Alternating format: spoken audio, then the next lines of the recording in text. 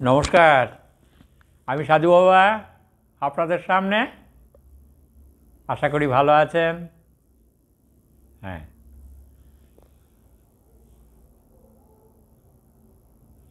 আমরা কি সবাই শিশু? হ্যাঁ, শিশু সামান্য একটা চকলেট পেলে সে ভুলে যায়। আমরাও এই সামান্য কিছু বিষয়, সম্পত্তি, টাকা পয়সা, ধন দৌলত এগুলো পেলে ওই শিশুর মতনই ভুলে যাই। তাহলে ওই শিশু, আমরাও ওই শিশুর মতো শিশুই রয়ে গেলাম। বড় হলাম কই? আর বড় হওয়ার দীক্ষা মন্ত্রে দীক্ষিত করবে কে? হ্যাঁ, একটু চিন্তা ভাবনা করে দেখলে ভালো হয় নাকি? নিশ্চয়ই হয়। তো এই যে বিষয়াসক্ত মনে আমরা কটা দিনের জন্য এসেছি এই মাটির পৃথিবীতে, আর ওই খেলনা ঘরে খেলনাপাতি নিয়ে থেকেই জীবনটা কাটিয়ে দিলাম। শেষে যখন বয়স বেড়ে গেল, একটু একটু করে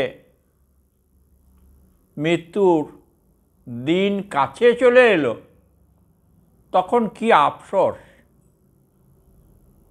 করতে হয়। এটা আমি অনেকের মুখ থেকেও শুনেছি, বা মৃত্যু পথযাত্রী যারা, তাদের সামনে গিয়েও দাঁড়িয়ে শুনতে পেয়েছি যে তারাও আফসোস করছে যে আমার ঠিক কিছু করা হলো না, যা করলাম তা মনে হচ্ছে ভুল, সারাটা জীবন বোধহয় নষ্টই করে ফেললাম। সাধু বাবা, আপনি একটু দেখুন, মায়ের কাছে একটু প্রার্থনা করুন, আমি যেন চলে যাই, আর যেন কষ্ট সহ্য করতে পারছি না। এই যে কথাগুলো শুনতে হয়, তখন আমি বুঝতে পারি যে এই যে আফসোস, এটা কেন করছেন না? এই খেলনাপাতি নিয়ে ভুলে থাকার পরে যে একটা ভালো কিছু করা হয়নি,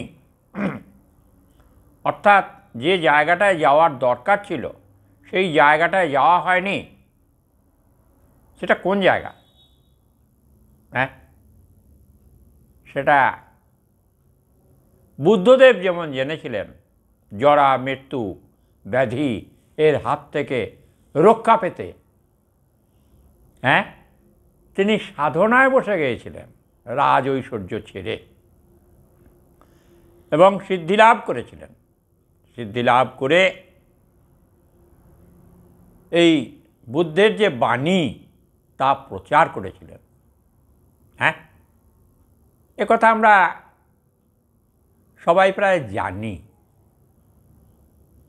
তা আমরা বুদ্ধদেব হতে না পারি,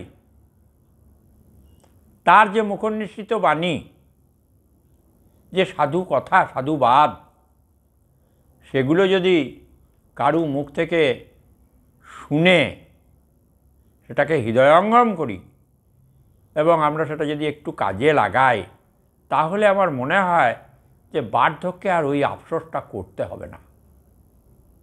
হ্যাঁ, তাই আপনারা যারা রয়েছেন, আমি এই ক্যামেরার সামনে আপনাদেরকে বলছি যে আপনারা যেন এই ভুলটা করবেন না। সব করুন, চাওয়া পাওয়া থাকুক, সব করুন। 1-1.5 ঘন্টা সময় বেছে নিয়ে সারা দিনে একবার অন্তত ঘরের কোণায় বসুন, গুরুমন্ত্র জপ করুন। জপ করতে করতে দেখবেন জপ করা এক সময় থেমে যাবে। জপ সারা জীবন করতে হয় না। আমি অনেককে দেখি যে তারা সারা জীবন ধরে জপ করছে। কেন সারা জীবন জপ করতে হয় না?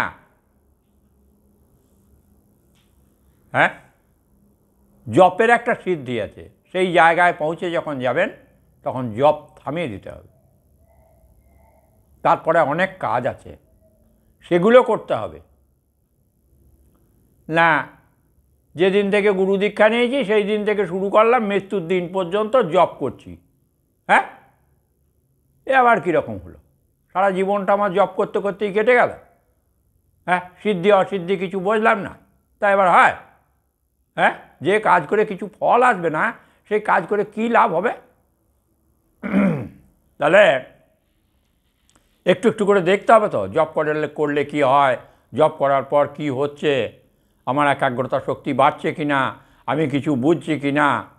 হ্যাঁ, স্কুলে গেলে লেখাপড়া শিখলে পরে আমি ইংরেজি বলতে পারছি কি না, আমি ট্রান্সলেশন করতে পারছি কি না। হ্যাঁ, এগুলো আপনারা চিন্তা করেন না যে ইংরেজি 2 পাতা লিখতে পারছি কি না, অঙ্কগুলো ঠিক মতো করতে পারছি কি না? এগুলো তো আপনারা লেখাপড়া শেখার সময় পেয়েছেন। তেমনি এই কাজটাতেও, হ্যাঁ, এই আধ্যাত্মিকতার জগতে একটু একটু করে আগাতে থাকুন। তাহলে আমার ঠান্ডা লেগেছে, গলার স্বরটা বসে যাচ্ছে। যাই বা হোক, আপনারা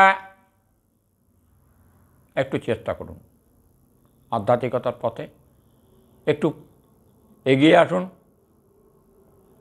গুরুর দীক্ষা নিয়ে সৎ পথে সৎভাবে চেতনার গভীরে যে একটা চৈতন্যময় সত্তা, শুদ্ধতা, পবিত্রতা, হ্যাঁ, সেগুলোকে কাজে লাগিয়ে সৎ পথে উপার্জন করে যেন পরে আফসোস করতে না হয় যে আমি এই কাজটা ভুল করেছিলাম তাই আমার এই হলো। হ্যাঁ, এটা যেন ভাবতে না হয়। অন্যায় কিছু করবেন না, অন্যায় কিছু বলবেন না, সৎ পথে থাকুন। আমার এই মুহূর্তে একটা কথা মনে হচ্ছে, সেটা হলো এই যে আমরা মনুষ্যত্ববোধের মানুষ হয়েও আমাদের আবার প্রশাসনের দরকার হয়। হ্যাঁ, তাহলে আমরা কী রকম মানুষ? হ্যাঁ, মানুষের জন্য জেলখানা তৈরি হয়েছে, মানুষের জন্য থানা, পুলিশ, কোর্ট, কাছারি, এ কী জন্য দরকার? হ্যাঁ, তাহলে আমরা ঠিক মানুষ হতে পারি নাই। আমি সামাজিক কথা একটু বলে ফেললাম। যাই হোক, যদি কোনো অপরাধ মনে হয় ক্ষমা করবেন। আমার মাথায় এইমাত্র চলে এলো, তাই আমি কথাটা বললাম। আর বেশি কিছু আমি বলবো না। আপনারা সৎ পথে সৎভাবে জীবনযাপন করুন আর অল্পে সন্তুষ্ট থাকুন। হ্যাঁ, সন্তুষ্ট থাকাটা হচ্ছে সবথেকে বড় কাজ।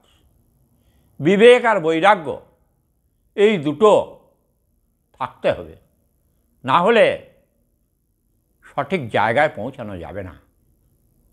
হ্যাঁ, একটু চিন্তা করে দেখবেন, আমার এটা আপনাদের কাছে অনুরোধ।